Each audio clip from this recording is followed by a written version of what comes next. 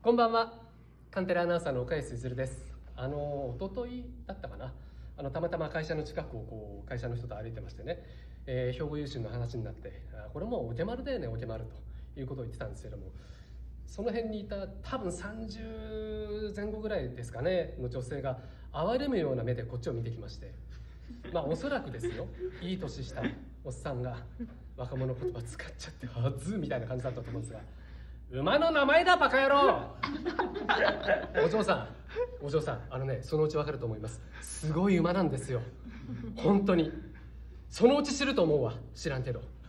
ということでね、私の回目でございます。単勝お手丸だバカ野郎これしかないだろ、これしかないだろだってどうやってもこれしかないと思うんだ。ごめんなさい、もうこれしか浮かばなかったんだバカ野郎。以上だバカ野郎。